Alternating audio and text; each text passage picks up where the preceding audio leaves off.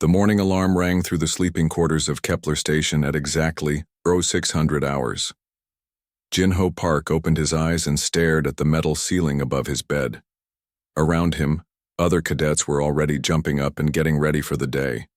His roommate Do-hyun Nam was putting on his training uniform with quick movements. "Come on, Jinho," Do-hyun said while tying his boots. "You know Commander Thexal gets angry when anyone is late to morning exercises." Jinho sat up slowly and rubbed his eyes. He had been at the Galactic Naval Academy for 8 months now. 8 months of being the worst cadet in almost every training exercise. 8 months of watching alien classmates do things that seemed impossible for humans to do.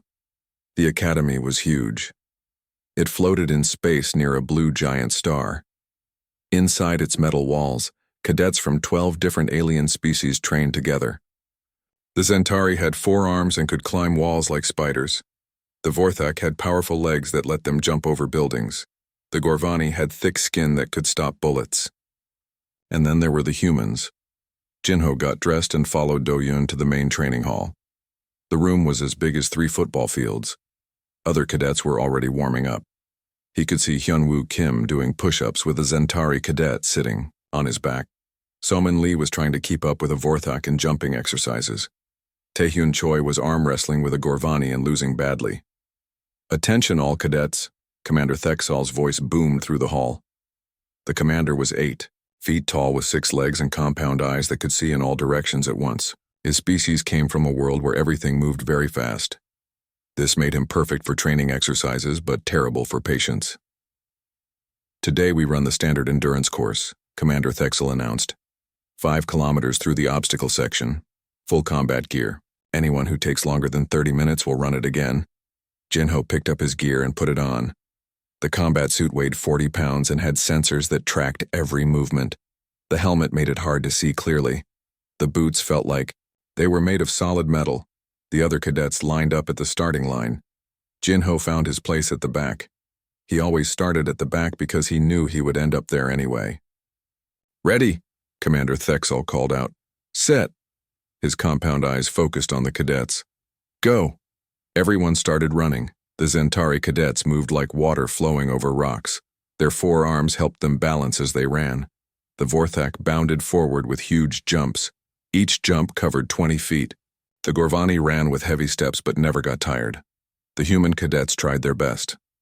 Hyun-woo had good form and steady breathing. So-min was fast in straight lines but struggled with obstacles. Taehyun was strong but not quick. Do-hyun had good endurance and kept a steady pace. And then there was Jinho. He ran like someone who had never seen running before. His arms moved too much. His breathing was wrong. His feet hit the ground too hard. Within the first kilometer, he was already falling. Behind the main group, the obstacle course had 30 different challenges. There were walls to climb, ropes to swing on, tunnels to crawl through, and barriers to jump over. Each one was designed to test different skills that soldiers needed in real combat. Jinho watched as his classmates moved through the obstacles. A Zentari cadet named Vex climbed a 20-foot wall in 3 seconds using all 4 arms. A Vorthak called Korum jumped over barriers that were taller than most humans. A Gorvani named Throk smashed through wooden obstacles instead of going around them. The human cadets found their own ways to solve problems. Hyun-woo used smart thinking to find the easiest paths. So-min used her speed to make up for lack of strength. Taehyun used his strength to make up for lack of speed. Do-hyun just kept moving forward no matter what happened, but Jinho struggled with everything. He fell off the rope swing 3 times. He got stuck in a tunnel that was too narrow. He could not climb the wall fast enough. He could not jump high enough. He could not crawl quick enough. By the time Jinho finished the first half of the course, most other cadets were already done with the whole thing. Commander Thexal was standing at the finish line with a data pad. He was recording times and making notes about each cadet. "Vex the Zentari, 15 minutes and 20 seconds, the commander announced as each cadet finished. Korum the Vorthak, 16 minutes and 5 seconds. Hyun-woo Kim, 22 minutes and 30 seconds. Excellent work, Cadet Kim." One by one, cadets finished the course. So-min came in at 24 minutes. Taehyun finished at 26 minutes. Do-hyun crossed the line at 28 minutes and 50 seconds. He had made it just under the 30-minute limit. Jinho was still only halfway done. He kept running. His lungs burned from breathing too hard. His legs felt like they were made of stone. Sweat ran down inside his helmet and made it hard to see. The combat gear felt heavier with each step. The other cadets had all finished. They were standing around the finish line drinking water and talking about their times. Some were already leaving to go to their next classes, but Jinho kept running. He finally reached the last obstacle. It was a wall with a rope hanging down from the top. All he had to do was climb up, ring a bell, and climb back down. Then he could run the last 100 meters to the finish line. Jinho grabbed the rope with both hands. His arms shook from being tired. He pulled himself up one hand at a time.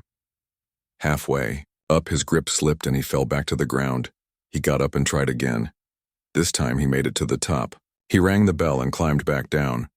The final 100 meters felt like 100 miles. Jinho's feet were moving so slowly that he was barely running anymore.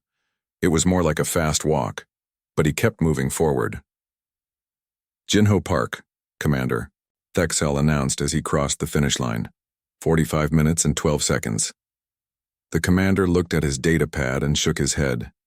That is 15 minutes slower than the required time, Cadet Park. Jinho stopped running and put his hands on his knees.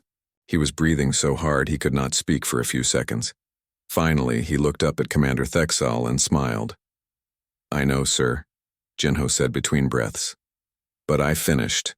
Commander Thexel looked at him with all 6 compound eyes. The alien. Commander did not understand why Jinho was smiling. Every other cadet who failed to make the time limit looked upset or angry or embarrassed. But Jinho looked happy. Park, Commander Thexel said in his clicking voice. Perhaps you should consider a different career path. Stellar cartography might be more suitable for someone with your limitations.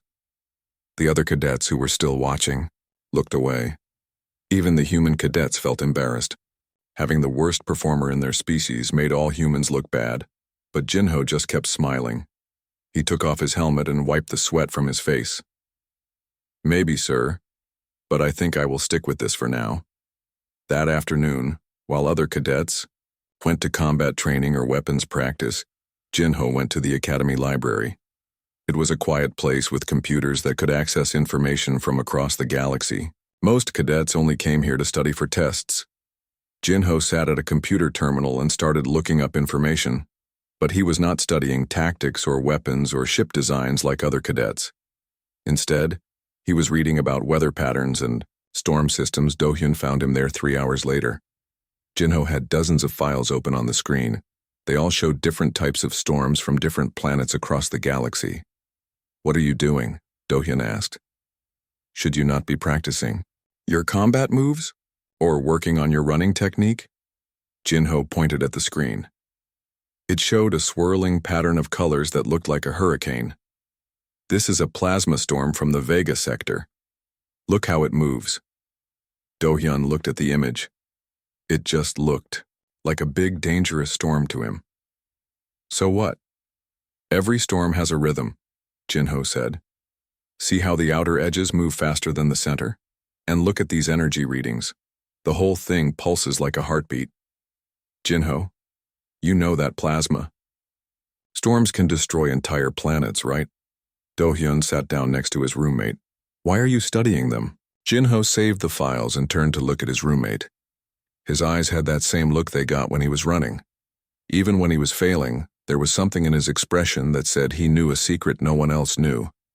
I am learning to dance, Jinho said simply. Do-hyun stared at him. Dance with what? Jinho smiled and turned back to the computer screen. With everything. That night, after lights out, Jinho lay in his bed thinking about patterns and rhythms and storms. While other cadets dreamed about winning battles or getting good grades, Jinho dreamed about moving through chaos like it was music only he could hear. Tomorrow, there would be another training exercise. He would probably come in last place again. Commander Thexel would probably make another comment about finding a different career.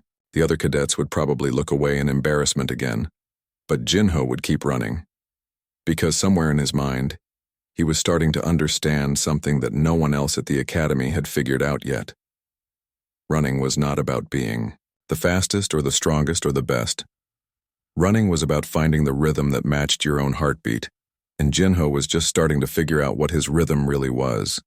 3 weeks after Jinho's worst training run yet, the academy's emergency alarm started screaming. The sound was different from the usual drill alarms. This was the deep, bone-shaking warning that meant real danger was coming. All cadets stopped what they were doing. In the dining hall, Soman dropped her spoon into her soup. In the weapons range, Taehyun put down his practice rifle. In the library, Jinho looked up from his weather reports with sudden interest.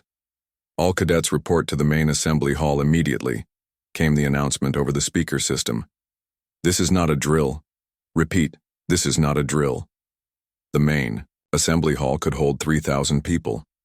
Today it felt much smaller as cadets from 12 different species packed inside. The air buzzed with nervous energy. Zentari cadets clicked their forearms together in worry. Vorthak cadets stamped their powerful feet. Gorvani cadets stood perfectly still like living statues.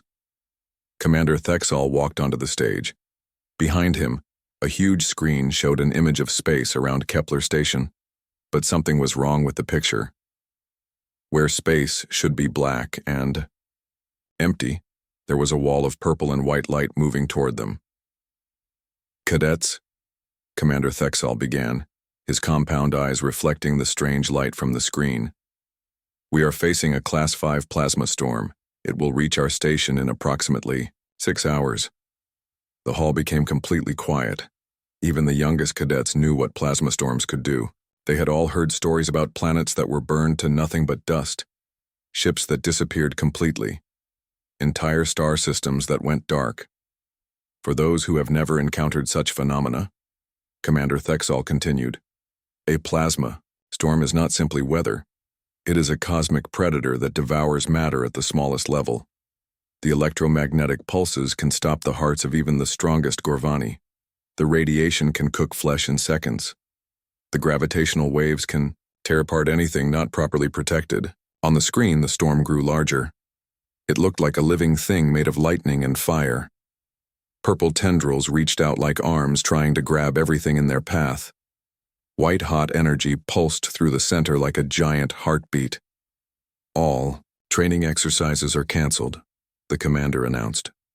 All observation decks are sealed. All external activities are forbidden. You will report to your assigned emergency shelters and remain there until the storm passes completely. An older cadet from the Zentari species raised one of his forearms. Sir, how long until it passes? Commander Thexal checked his datapad. Current projections indicate the storm will take 14 hours to move past our position. The emergency shelters are designed to protect against Class 7 storms, so you will be completely safe as long as you remain inside. The cadets began filing out of the hall. Most moved quickly toward their assigned shelter areas. The underground bunkers were the safest places on the station. They had thick metal walls and independent power systems. Food and water were stored there for emergencies exactly like this, but Jinho did not move toward the shelters. Instead, he walked toward the observation levels. Hey, Do-Yun called after him. Where are you going? The shelters are this way. I want to see it first, Jinho said without turning around. I have been reading about plasma storms for weeks. I want to see what one actually looks like up close. Do-Yun grabbed his arm. Did you not hear what Commander Thexal said? The observation decks are sealed. And even if they were not, looking at a plasma storm can blind you permanently. Jinho gently pulled his arm free. Just for a minute. I will meet you in the shelter after that. He walked away before Do-Yun could argue more. The corridors leading to the observation levels were empty. Everyone else was following orders and heading to safety. Emergency lights flashed red warnings on every wall. Jinho found a small viewing port that had not been sealed yet. It was only as big as his head, but it gave him a clear view of space outside the station. What he saw took his breath away. Griui. Plasma storm was beautiful and terrifying at the same time. It moved like an ocean made of lightning. Waves of purple energy rolled through clouds of white-hot gas. Bolts of electricity jumped between the waves. Some of the bolts were bigger than entire moons, but there was something else. Something the briefing had not mentioned. The storm was not just random chaos. There were patterns in the way it moved. The energy waves followed certain rhythms. The lightning bolts came in sequences that repeated every few seconds. Jinho pulled out a small notebook and started writing down what he saw. He drew sketches of the wave patterns. He timed the lightning sequences. He watched how the different parts of the storm moved in relation to each other. It really is like music, he whispered to himself. Just very loud, very dangerous music. After 20 minutes of watching, emergency blast shutters started closing over the viewing port. Jinho had to step back as thick metal plates slid into place. The last thing he saw was a particularly large wave of energy rolling toward the station like a purple tsunami. He made his way to Emergency Shelter 7, where the human cadets were assigned. The shelter was a large room carved out of solid rock deep under the station. It had enough supplies for 500 people to live for 2 weeks. The air recycling system hummed quietly in the background. Most of the cadets were sitting in small groups, talking quietly or playing games to pass time. Some were sleeping. Others were reading or studying. The atmosphere was calm but tense. Everyone knew they were safe, but nobody liked being trapped underground while a cosmic storm raged overhead. Jinho found his roommate Do-hyun sitting with Hyunwoo, Somin, and Taehyun. They were playing a card game, but none of them seemed to be paying much attention to their hands. "There you are," Somin said when she saw Jinho approaching. "We were starting to worry that you got locked out somewhere." "Did you actually see the storm?" Hyunwoo asked. "What did it look like?" Jinho sat down with them and pulled out his notebook. "It looks like chaos, but it is not really chaos. There are patterns. Watch." He showed them his sketches and notes. Taehyun looked at the drawings with confusion. "These just look like scribbles to me." "No, look closer," Jinho insisted. "See how these waves come in groups of 3? And these lightning patterns repeat every 47 seconds. The whole storm moves like it is following some kind of enormous rhythm." Do-hyun put down his cards and stared at his roommate. "Jinho, you are not seriously thinking about going out there, are you?" "Of course not," Jinho said quickly. "That would be suicide. I am just interested in how it works." But even as he said the words, his eyes had that distant look they got when he was planning something. His friends had learned to recognize that expression.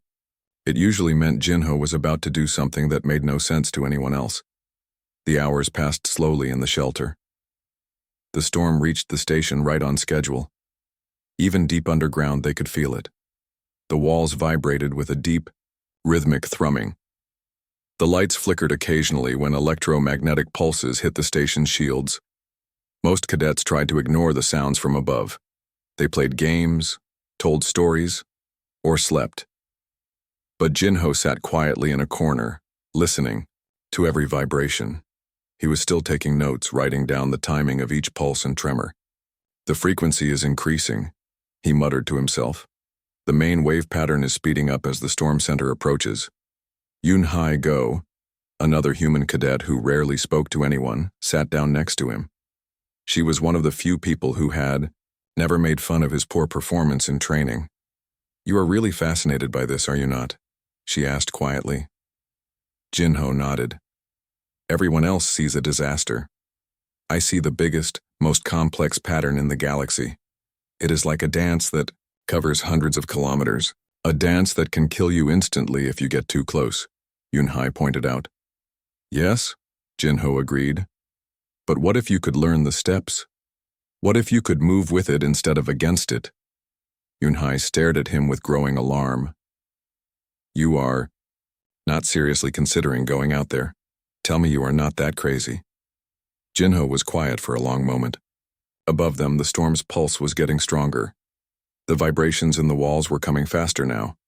According to his notes, they were approaching the moment when the storm's eye would pass directly over the station.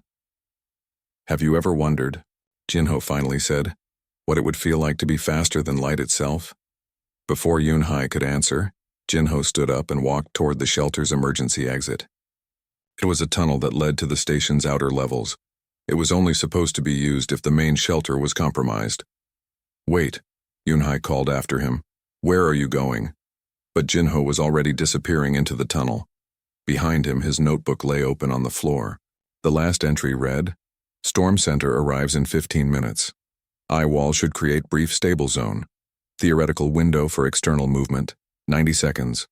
Yunhai picked up the notebook and read the words twice before she understood what they meant. Then she started running after him, shouting for help. But by the time the other cadets realized what was happening, Jinho was already gone. Somewhere above them, the biggest plasma storm in 50 years was reaching its peak intensity, and the Academy's worst cadet was heading straight toward it. The thrumming in the walls grew louder. The storm was calling, and somehow, impossibly, Jinho Park was planning to answer.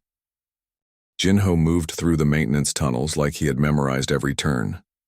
For 8 months, while other cadets were socializing or studying in their rooms, he had been exploring every corner of Kepler Station. Being ignored and overlooked had given him time to learn things that more successful cadets never bothered with.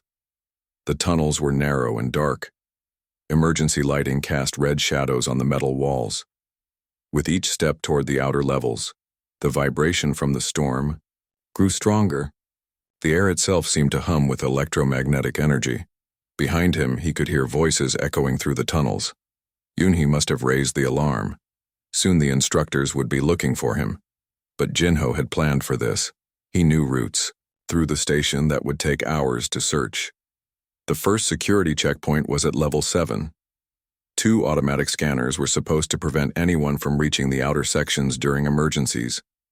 But Jinho had studied the security systems during his long hours in the computer library. He knew the scanners had a blind spot near the ceiling where maintenance cables ran. He climbed up into the cable space and crawled past the scanners. His small size, which made him weak at physical training, was perfect for squeezing through tight spaces. Within minutes, he was past the first barrier. The second checkpoint was harder. It required a security code that only senior instructors knew. But Jinho had watched Commander Thexel enter the code 3 weeks ago during a routine inspection. He had been carrying equipment nearby and nobody had noticed him observing. The code worked. Heavy blast doors slid open with a grinding sound. Jinho slipped through just as they started closing again. The third checkpoint should have been impossible to pass. It was a biological scanner that read DNA and only allowed authorized personnel through. But the storm's electromagnetic interference was playing havoc with the station's systems. The scanner flickered, tried to read his DNA, failed, tried again, and finally gave up and opened the door. Even the computers are confused by this storm, Jinho muttered to himself as he stepped through. Now he was in the outer ring of the station. This area was normally busy with maintenance crews and cargo operations. Today it was completely empty. Everyone had evacuated to the deep shelters hours ago. Through the thick windows, Jinho could see the storm in all its terrible beauty. It was much closer now. The purple and white energy filled the entire view. Lightning bolts the size of cities danced between waves of plasma. The noise was incredible, even through the station's heavy shielding. But Jinho was not afraid. Instead, he felt excited. All his weeks of studying storm patterns were about to pay off. He pulled out his notebook and checked his calculations one more time. According to his research, the storm's eye would pass over the station in exactly 8 minutes. For about 90 seconds, there would be a zone of relative calm in the center of the chaos. The plasma density would drop. The lightning frequency would decrease. The gravitational waves would stabilize. It would still be incredibly dangerous. The radiation alone could kill him in minutes. But it would be survivable for a short time, especially if he moved fast enough to stay ahead of the worst effects. Jinho reached External Base 7. This was where small ships normally docked when bringing supplies to the station. The bay had an enormous door that could open directly to space. Next to the door was a rack of emergency suits. He put on one of the suits as quickly as he could.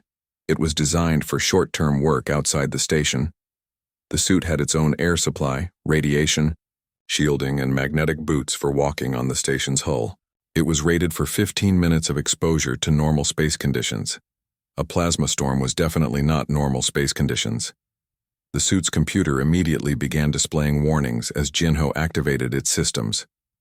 Dangerous radiation levels detected, it announced in a calm female voice. Electromagnetic interference at critical levels. External activity not recommended. I know, Jinho said to the computer. But thank you for the warning. He walked to the bay's control panel and began the sequence to open the external doors. More warnings flashed on the screen. The computer demanded authorization codes. It requested confirmation that this was not an error. Jinho overrode every safety system. He had learned how to do this during his long night studying the station's technical manuals. Within 60 seconds, the massive bay doors began to grind open. What lay beyond was impossible to describe. The storm filled everything. Space itself seemed to be on fire. Streams of plasma flowed like rivers of liquid lightning. Energy waves rolled past in slow motion, each one bigger than most planets. In the distance, Jinho could see the storm's eye approaching. It looked like a tunnel of relative calm surrounded by walls of pure destruction. Any sane person would have sealed the doors and run back to the shelters, but Jinho stepped out onto the station's hull and began to run. The moment his boots touched the metal surface outside, everything changed. The storm hit him with forces that should have torn him apart instantly. Gravity waves tried to stretch his body in different directions. Radiation bombarded every cell. Electromagnetic pulses scrambled the electronics in his suit, but something impossible happened. Instead of being destroyed, Jinho found his rhythm. He had spent months learning to read the storm's patterns. Now, with the chaos surrounding him, completely, those patterns became crystal clear. The gravity waves came in sequences of 5. The radiation pulses followed a 47-second cycle. The electromagnetic bursts happened every time a lightning bolt was about to strike. Jinho began moving with the patterns instead of fighting against them. When a gravity wave tried to pull him left, he let it help him change direction. When radiation spiked, he ducked behind pieces of the station's equipment. When electromagnetic pulses came, he used them to boost his suit's power systems. Inside the station's control room, emergency alarms were screaming. Commander Thexal and 3 other instructors were staring at their monitoring screens in complete disbelief. Confirm that reading, Commander Thexal ordered. Is there really a life sign moving on the station's exterior hull? Instructor Kavik, a being made of living crystal who could process information faster than most computers, checked the sensors 3 times. Confirmed. 1 human life sign. Location: external hull, Section 7. Speed: increasing. Biometric readings: all within normal ranges. That is impossible, said Instructor Molak, a Gorvani whose species was known for their ability to survive in harsh environments. Nothing can survive out there. The radiation alone should kill any organic being in seconds. On their screens, they could see a small dot moving across the station's hull. The dot was keeping pace with plasma streams that moved at nearly the speed of light. It was jumping between lightning bolts that could power entire cities. It was somehow staying ahead of energy waves that had been destroying everything else in their path. Get me a visual, Commander Thexal demanded. The cameras were having trouble with the electromagnetic interference from the storm. The image flickered and jumped, but for a few seconds they got a clear view of what was happening outside. A figure in an emergency suit was running across the station's hull. But this was not the clumsy, struggling movement they were used to seeing from Cadet Park. This was fluid, graceful motion. The figure seemed to know exactly where each piece of the storm was going to be before it got there. He is predicting the storm's movement, Instructor Kavik observed with amazement. His neural activity shows pattern recognition at levels that should not be possible for organic brains. He is dancing with it, Commander Thexal said quietly. The human is actually dancing with a plasma storm. Outside, Jinho was discovering things about himself he had never known. His body, which had always seemed slow and clumsy during training, exercises, was moving with perfect coordination. His mind, which had always struggled to keep up with classroom lessons, was processing information faster than he had ever thought possible. The storm was teaching him. Each wave of energy showed him something new about how to move. Each lightning bolt gave him information about what was coming next. The chaos that destroyed everything else was becoming his guide and his partner. He reached the edge of the station's main hull and kept running. Below him was nothing but space and storm. Above him, energy waves rolled past like slow-motion tsunamis. All around him, the universe was trying to tear itself apart. And for the first time in his life, Jin-Ho Park felt like he was exactly where he belonged. His suit's computer was no longer giving warnings. The radiation that should have killed him was somehow being absorbed and converted into energy that made him stronger. The electromagnetic pulses that should have fried his equipment were syncing with his heartbeat and making his movements more precise. "This is incredible," he said out loud, knowing no one could hear him over the storm's roar. "I never knew running could feel like this." He had been moving for 37 minutes now. His emergency suit was only rated for 15 minutes of space exposure. But instead of running out of air and power, both systems seemed to be working better than when he started. The storm's eye was almost directly overhead. Jin-Ho could see into its center now. It was a column of relative calm surrounded by walls, of pure energy that stretched from the surface of nearby planets all the way up into space. Without hesitation, Jin-Ho ran straight into the eye of the plasma storm like he was running toward an old friend. The wall of energy that surrounded the calm center looked like a tornado made of lightning and fire. It stretched up and down as far as he could see. Most beings would have been paralyzed with fear just looking at it. But Jin-Ho saw something different. He saw the pattern that held it all together. The energy wall was not solid. It moved in spirals that followed mathematical rules he could somehow understand without thinking about them. There were gaps between the spirals, spaces where the energy was thinner, doorways that opened and closed in perfect rhythm. He timed his approach perfectly. Just as one of the spiral gaps opened up, Jin-Ho dove through it. For a moment, he was surrounded by more energy than existed in most star systems. Purple fire flowed past him on all sides. Lightning bolts thicker than buildings crackled inches from his helmet. The temperature around him was hot enough to melt steel instantly. Then he was through, standing in the eye of the storm. The difference was incredible. Outside the eye wall, chaos ruled everything. Inside, there was a strange kind of peace. The air was still filled with energy, but it moved in slow, graceful patterns. Instead of destruction, there was something that looked almost like beauty. Jin-Ho looked up and saw stars through the column of calm air that stretched above him. Below, he could see the surface of a nearby planet, its continents lit up by the storm's energy. Around him, the walls of the eye moved like a slow-motion whirlpool. "This is amazing," he whispered, but he did not stop moving. The eye of the storm was traveling across space at incredible speed. To stay inside it, he had to keep running. And according to his calculations, he had less than 20 minutes before the eye moved past the station completely. Inside Kepler Station, every instructor and senior cadet was now watching the impossible scene on their monitoring screens. The cameras were working better inside the storm's eye, giving them a clear view of what was happening. "He has been out there for 53 minutes, Instructor Kavek reported. "His life support systems should have failed half an hour ago. Instead, they are operating at 112% efficiency." Commander Thexal was studying the biometric readings with growing amazement. "Look at his cellular activity. The radiation exposure is not damaging him. It is enhancing his physical capabilities." "That should not be possible," Instructor Molak protested. "No known species can absorb that much radiation without dying." "Apparently humans can," Commander Thexal replied. "At least this human can." On the screen, they watched Jin-Ho running through the storm's eye like it was a peaceful morning jog. His movements were smooth and confident. He was no longer the clumsy cadet who finished last in every physical exercise. This was someone who had found his perfect environment. "Sir," called out Cadet Vex, a Zentari who was monitoring the communication systems, "we are getting reports from other stations in this sector. They are all tracking the same life sign. One human, moving through a Class 5 plasma storm apparently unharmed." The news spread quickly through the galactic communication networks. Within an hour, every major military installation, research facility, and government center in 12 star systems was watching the impossible human who was running with a cosmic disaster.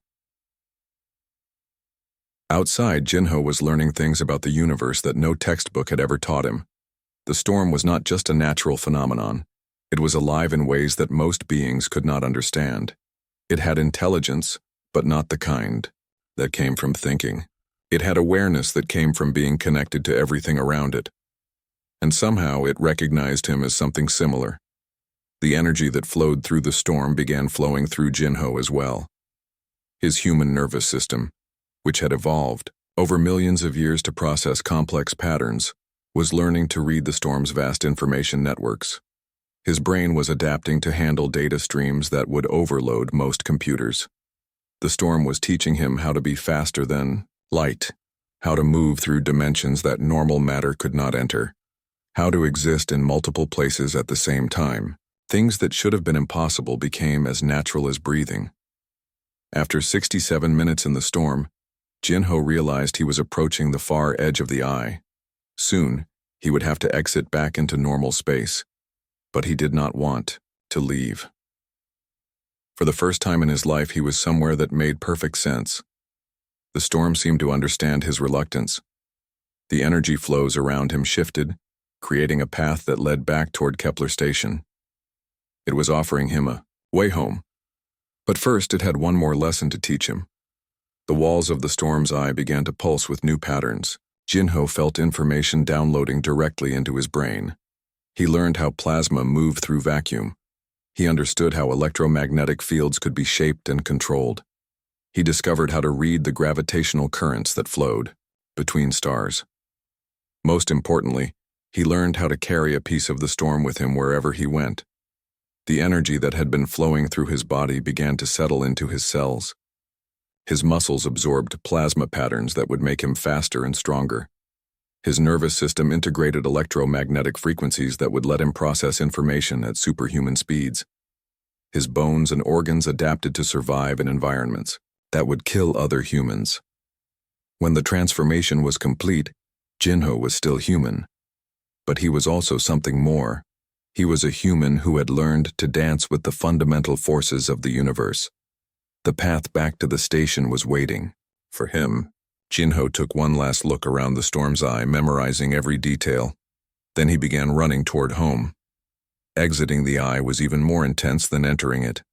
He had to time his movement perfectly to slip through another gap in the energy wall. For a few seconds, he was again surrounded by enough power to destroy planets. But now he moved through it like he belonged there. Outside the eye, the storm was beginning to weaken as it moved away from the station. But it was still incredibly dangerous. Lightning bolts continued to flash between waves of plasma. Radiation levels remained deadly to most forms of life. Jinho ran across the station's hull toward external Bay 7. The patterns that had seemed so difficult to understand hours ago now felt as familiar as his own heartbeat. He moved between energy streams like a dancer who had practiced the same routine for years. The monitoring stations inside the station tracked his approach. Life sign is returning to Bay 7, Instructor Kavek announced. Estimated arrival in 3 minutes. How is his condition? Commander Thexal asked. Better than when he left, Kavek replied with amazement. All biometric readings are improved. Physical performance is up by 400%. Neural activity shows enhancement in every major brain region. And his life support systems? Still operating at over 100% efficiency. Sir, I think the storm actually recharged his equipment instead of draining it. Commander Thexal stood quietly for a moment, watching the approaching life sign on the screen.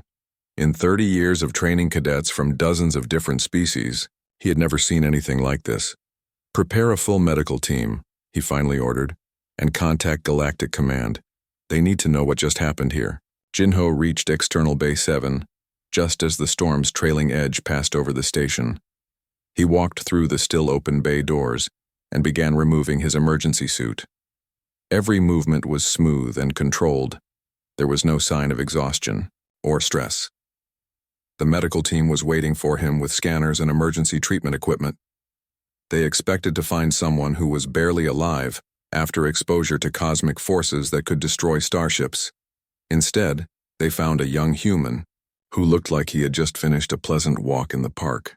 How do you feel, Cadet Park? asked Dr. Yenth, the station's chief medical officer. Jinho smiled the same smile that had puzzled his instructors for months. But now there was something different about it.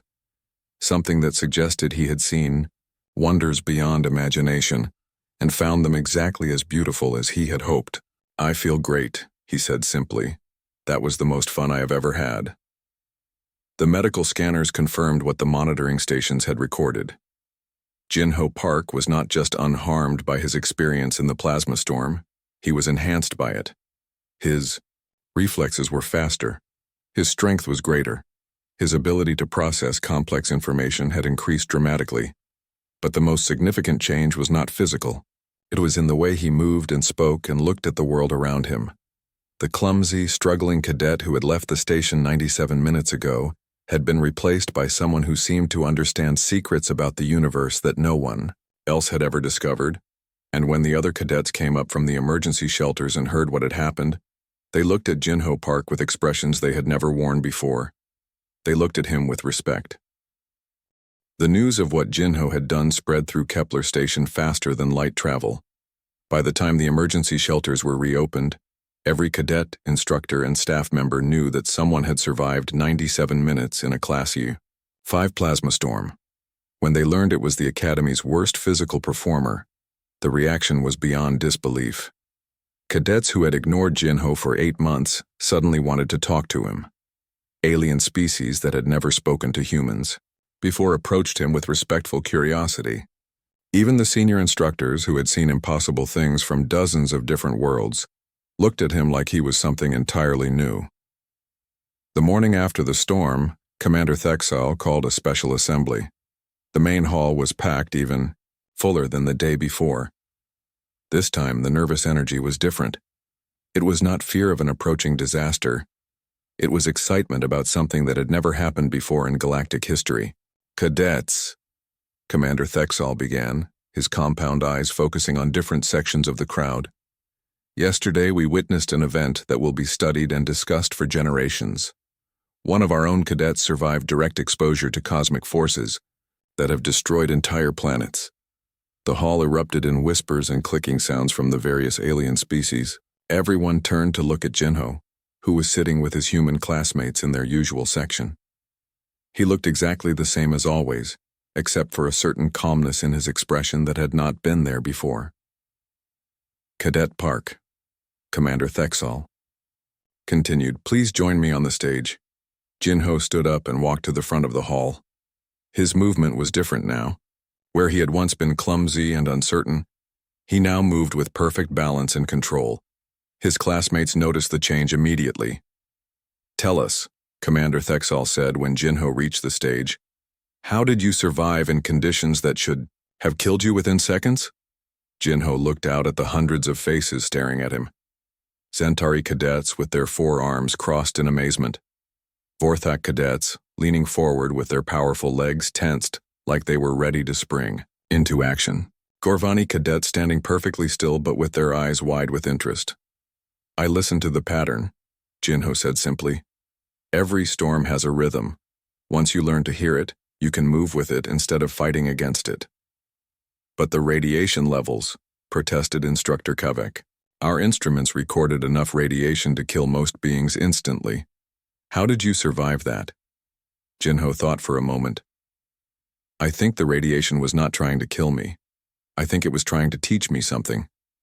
Once I stopped being afraid and started paying attention, I could understand what it wanted me to learn." The hall became completely quiet. The idea that cosmic forces might be trying to communicate rather than simply destroy was something no one had ever considered. "What did it teach you?" asked Dr. Yenth, the medical officer who had examined Jinho after his return. "How to be faster," Jinho replied. "How to see patterns that move too quickly for normal eyes. How to feel the flow of energy through space. How to dance with forces that most beings can only run away from." To demonstrate, Jinho walked to the edge of the stage and jumped down to the floor. It was a drop of about 8 feet, which should have required him to bend his knees and absorb the impact carefully. Instead, he landed as gently as a feather touching the ground. Then he ran up the center aisle of the hall. His speed was incredible. He moved so fast that he was almost a blur, but there was no sound of heavy footsteps, no sign of effort or strain. He reached the back of the hall and returned to the stage in less than 10 seconds. The cadets erupted in amazed chatter. Even the instructors looked stunned. "The storm enhanced your physical capabilities," Commander Thexal observed. "But how much enhancement are we talking about?" "I do not know the exact numbers," Jinho admitted. "But everything feels easier now. Running, jumping, balancing. It is like my body finally learned how it was supposed to work." Dr. Yenth stepped forward with a portable scanner. "May I take some readings, Cadet Park, for scientific purposes?" Jinho nodded. The doctor ran the scanner over him from head to feet. The readings appeared on a small screen that everyone on the stage could see. "Muscle efficiency is up by 350%, Dr. Yenth announced. "Reflex speed has increased by 400%. Bone density has improved by 200%.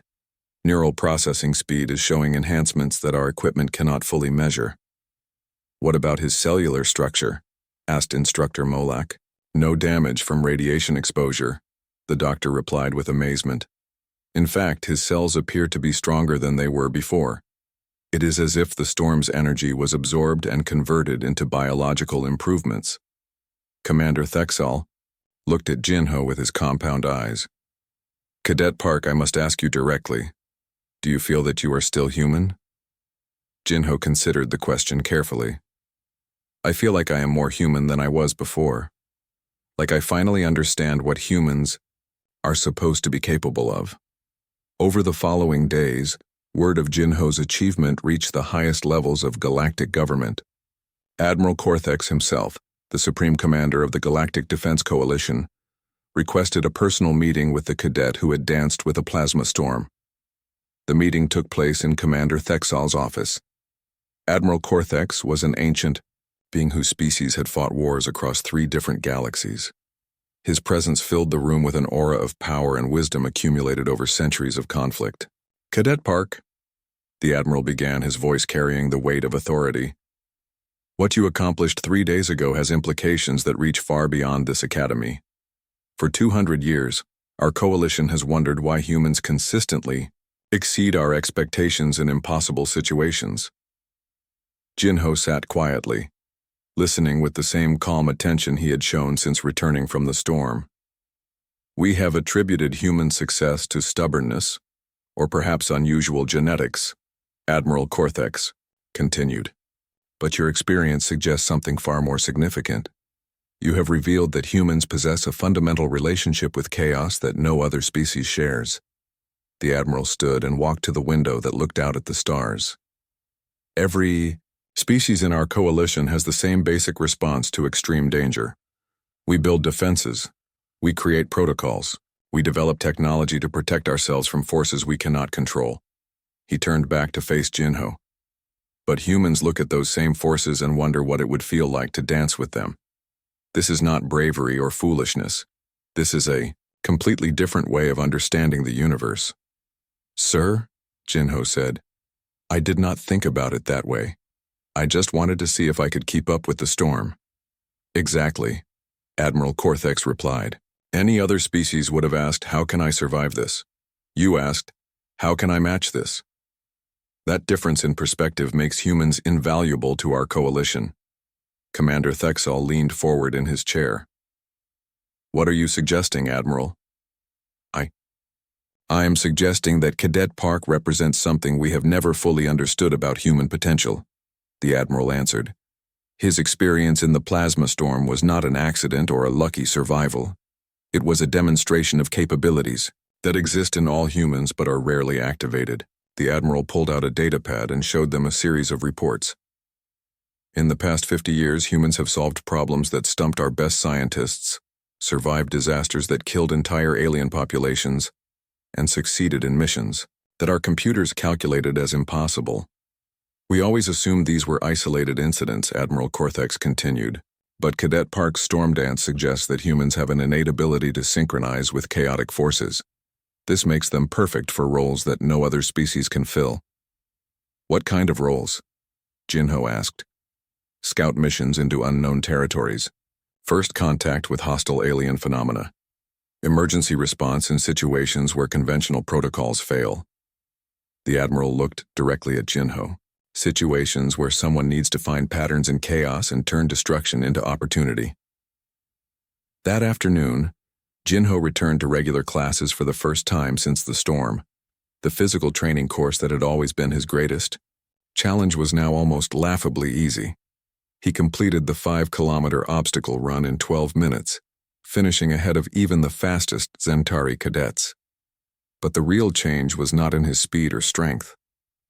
It was in how the other cadets looked at him. Where there had once been embarrassment and pity, there was now respect and curiosity. After training, Yunhee-go approached him as he was cooling down. "Jinho, can I ask you something?" "Of course," he replied. "When you were out there in the storm, were you afraid?" Jinho thought about the question. "Not afraid exactly. I was excited. It was like finally finding a puzzle that was worth solving." "But you could have died," Yunhee pointed out. "Yes," Jinho agreed. "But I could also have experienced something that no one else had ever experienced. The possibility of the second thing seemed more interesting than the danger of the first thing." Yunhee stared at him. "That is what Admiral Cortex was talking about, is it not? The way humans think about impossible situations?" "Maybe," Jinho said. "I never thought about it as being specifically human. I just thought about it as being curious." That evening, Commander Thexel made an announcement that surprised everyone at the Academy. Effective immediate. 3 months after the plasma storm incident, Jinho Park stood at the front of the Academy's main graduation hall wearing the uniform of a coalition scout. The ceremony was different this year. For the first time in the Academy's history, a first-year cadet was graduating ahead of students who had been training for years. But Jinho was not the only human receiving honors. His experience had sparked a revolution in how the Academy trained human cadets. Hyunwoo, Soman, Taehyun, Dohyun, and Yunhee had all been moved into accelerated programs designed to help them discover their own unique capabilities. The graduation ceremony was being broadcast across 12 star systems. Representatives from dozens of alien governments had come to witness what many were calling the most significant development in interspecies relations in 2 centuries. Admiral Cortex stepped up to the podium to deliver the keynote address. The ancient military leader looked out at the assembled crowd of cadets, instructors, and dignitaries. "Today," he began, "we celebrate not just the graduation of exceptional individuals, but the discovery of something that will change how our coalition approaches the unknown." The Admiral gestured toward Jinho and the other human graduates. "For 2 centuries, we have observed that humans consistently achieve impossible results in situations where other species fail. We attributed this to luck, stubbornness, or genetic anomalies. We were wrong." A large screen behind the Admiral displayed footage from dozens of incidents over the past 50 years. Humans solving engineering problems that had stumped entire teams of alien scientists. Human explorers surviving in environments that killed other species within hours. Human diplomats making peace between alien races that had been at war for generations. "The truth," Admiral Cortex continued, "is that humans possess a fundamental trait that makes them uniquely valuable to our coalition. They do not simply endure impossible situations. They find joy in them." The Admiral paused to let his words sink in. "Every species in our coalition has the same basic response to extreme challenges. We analyze, we plan, we build defenses, we create elaborate protocols to minimize risk and maximize the probability of survival." He looked directly at the human graduates. "Humans do something entirely different. They look at cosmic disasters and wonder what it would feel like to race them. They encounter hostile alien phenomena and ask whether it might be possible to communicate with them. They face impossible odds and become curious about what might happen if they tried anyway." The Admiral activated another display showing recent mission reports. "Since Cadet Park's storm encounter, we have been reviewing human performance in extreme situations. The pattern is clear and consistent. Humans do not seek thrills to prove dominance or establish hierarchy. They seek experiences simply because the experiences themselves have value." Murmurs of agreement came from the alien dignitaries in the audience. Many had witnessed human behavior that seemed reckless or irrational by their species' standards, but which consistently produced remarkable results. This fundamental difference in perspective, Admiral Cortex explained, makes humans invaluable as scouts, first contact specialists, and emergency responders. They can find patterns in chaos because they are not afraid of chaos. They can adapt to impossible conditions because they approach impossibility with curiosity rather than fear. The Admiral gestured for Jinho to join him at the podium. Scout Park's experience with the plasma storm has become legendary throughout our coalition, but it is important to understand what actually happened that day. Jinho stepped forward, still carrying himself with the same calm confidence he had shown since returning from the storm. The audience fell completely silent. "Scout Park," Admiral Cortex said, "please tell us in your own words why you decided to run into a Class 5 plasma storm." Jinho looked out at the hundreds of faces watching him.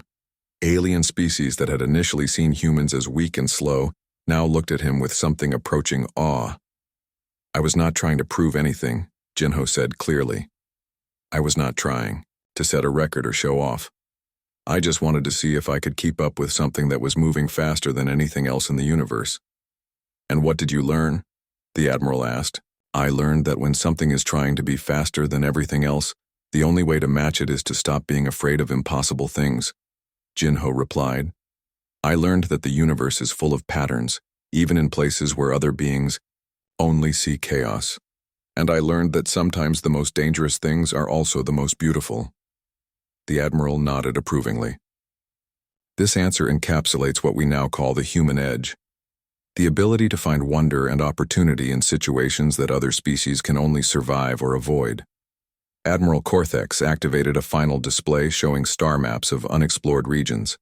Our coalition controls territory spanning thousands of light years, but there are still vast areas of space that remain unmapped because they contain phenomena too dangerous for conventional exploration. Red zones marked areas where previous expeditions had been lost. Regions where stars behave in impossible ways. Sectors where the laws of physics seem to operate differently. Phenomena that destroy our most advanced equipment but might respond differently to organic exploration. The Admiral looked at the human graduates. "These are the places where we need individuals who can dance with cosmic forces instead of simply surviving them. Scouts who can find patterns in chaos and turn destruction into discovery." Jinho felt a familiar excitement building in his chest, the same feeling he had experienced when looking at the approaching plasma storm. "When do we start?" he asked. Admiral Cortex smiled. "Your first assignment briefing is tomorrow morning. The phenomenon is located in the Vega sector. Our instruments detect massive gravitational anomalies that seem to be causing entire star systems to move in coordinated patterns. Stars dancing," Jinho said with obvious delight. "That sounds like fun." "According to our calculations," the Admiral continued, "the phenomenon poses extreme danger to any conventional approach. The gravitational forces alone could tear apart most ships before they get close enough to collect meaningful data." "But," Jinho said, his grin widening, "conventional approaches might not be what the phenomenon is expecting." "Exactly," Admiral Cortex replied. "We need someone who can approach impossible things with curiosity instead of caution. Someone who can read patterns that move too fast for normal perception. Someone who can synchronize with forces that destroy everything else they encounter." As the ceremony concluded, representatives from various alien governments approached the human graduates with mission requests. Problems that had been considered unsolvable were suddenly being reassigned to human teams. Commander Thexel found Jinho after the ceremony. The insectoid instructor who had once suggested he consider stellar cartography now spoke with deep respect. "Scout Park, I must admit that I completely misjudged your potential when you first arrived at this academy."